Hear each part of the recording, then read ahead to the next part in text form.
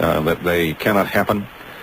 Certainly, he has just fractured the second law of thermodynamics and the law of conservation of energy with not only these two devices, but the other ones that are over there. We call it his laboratory.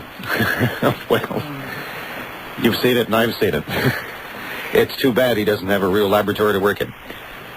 But what the science is here, that we can tap this river of energy that you talk about, and it can be put to work, and it can be put to work in our homes, and it can be put to work in our industries, it can be put to work everywhere on the earth, on the world. We don't have to burn oil anymore. We don't have to build great dams anymore. We don't have to expend vast amounts of our wealth for energy. Most people don't seem to realize that their energy cost is the greatest single cost they have. Every bite of food that they eat, they pay an energy cost for. Every stitch of clothing they wear, they pay an energy cost for. Every good and service that they consume, they pay an energy cost for. And whenever you start adding all of that up on top of your electric bill and your gasoline bill, those obvious energy costs, it turns out to be a greater cost than taxes, if you can imagine that. I shouldn't say that because that'll give the IRS an idea to run forward and try to get more money than your energy costs are. Hello? Hello. I'm still here. I was thinking about the things you were saying, and I guess one of the things that I did want to point out was that every time in science that there's been a fundamental change that occurred, there has been extreme resistance to that change. We long since have forgotten it, of course, but when Einstein brought out relativity, it was caused a furor. The conventional physicists at one time, were prone to make statements like, there's only a dozen people in the world can understand it. Many physicists never accepted it to their dying day. But the young graduate students who had not yet been brainwashed didn't have that big a problem in understanding it. So when more and more of those young graduate students came out, all of a sudden relativity was an accepted term, an applied term. The thing has happened with many other things. Ironically, the fellow who really discovered conservation of energy, or mostly Meyer, was hounded literally by the scientists of his day into the insane asylum. Finally got out of there, treatment and so forth. But in his later life, he was then eulogized as a great man when he'd been called an utter fool. The great Gauss, for example, worked out nonlinear geometry and didn't dare publish it for over 30 years. He wouldn't publish it because he knew it would destroy him if he did, that his fellow scientists would destroy him. But now they being a brash young man, published it, and they destroyed him. So science has a record. Anybody who knows anything at all about the history of science, it has a record, its own record right now, with opposing bitterly every fundamental new change that's come out. Well, I think most everybody is familiar with the story of Madame Curie. Certainly. The lady here recently, suddenly her name escapes me, that, with the corn, with genes and so forth that could change. That was utter nonsense. And then all of a sudden she winds up getting a Nobel Prize some decades later. But every single thing that's been a drastic change has been done that way and been opposed in that fashion. The great Planck himself, Max Planck, once said that, the only way you get a new physics is when the old physicists die off that so bitterly oppose it and stop it. And I think the real thing that the experimenters like John Bedini and so forth have done is to point a very strong finger at unique effects and results that are to be gained by making deliberately electromagnetic stressed zeros.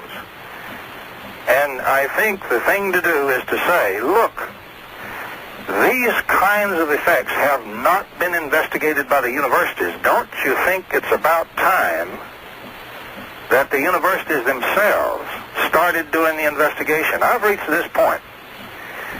If someone calls me and starts objecting to these kinds of ideas on principles in the present textbook, my first question to them is this: have you ever done a set of experiments in this area where you made such stressed electromagnetic zeros and examined the behavior of materials and circuits and so forth with those electromagnetic entities? If the answer to that is no, I have not done such experiments and made such a great investigation, then my next response to them is, don't bother me until you have. You don't know what you're talking about. Because what happens is the people like John Bedini are doing that. And a whole host of other young fellows right now who are beginning to do these kinds of experiments. And the thing we really are trying to do, and John is trying to do, is to try to point out to these young fellows, don't believe these self-imposed limitations and assumptions. You can change those assumptions. And in this area, if your textbook doesn't tell you what happens when you make this kind of thing, go do your own experiments and find out. Do it by the scientific method. Don't believe dogma. These laws were not fingered by God on tablets of stone on Mount Sinai. That's correct. If as long as you do not change the assumptions on which those laws are based, you're going to get those laws. They are very good laws, very good descriptions. So if you change some of the fundamental assumptions, and here we're changing one of them, because all of those conservation laws assume you do not have stress zeros like that, where energy is locked into vacuum and deliberately varied by patterns, deterministic patterns. If you have not investigated those kinds of experiments, you have nothing scientifically to reject it out of hand with. So at least reserve the judgment until you've done experiments. And with that, I'd like to hear a little bit more about the new energy developments that John and Steve have done. Well, I appreciate your comments there, Tom. I just wanted to add one thing. A friend of yours and mine was a guest on this, Dr. Ruggiero Santelli. And he pointed out a very, very important fact, I think, concerning the universities when they get into this kind of experimentation. And certainly we have great citadels of learning here in Southern California, and a lot of those people listen to this radio program.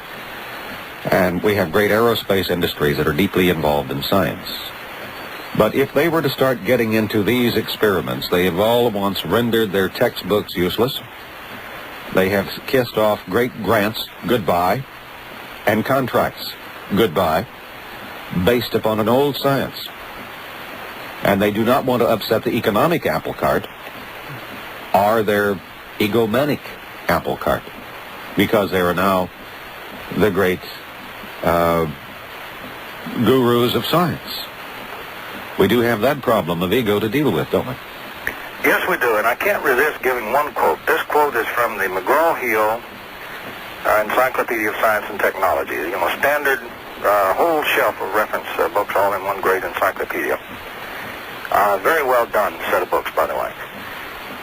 When you add all this stuff up we're talking about in physics, in the ordinary physics, you get invariance.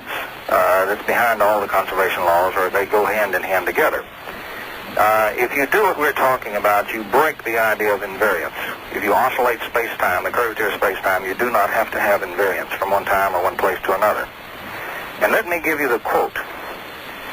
Without such invariance, laws of nature would change with the passage of time. They were talking about the time invariance. And repeating an experiment would have no clear-cut meaning. In fact, science, as it is known today, would not exist. So what we're saying is, the restrictions that are placed on the science today, the conservation laws and invariance, can be changed. That's what we're stating. We're stating how you can change it, in principle, in detail. And we are pleading with the university graduate students, and with the professors too, if they would like to, please do some experiments in this area and see for yourself. Use the scientific method, but if you've not done any experiments, it is not scientific to immediately reject it out of hand. At least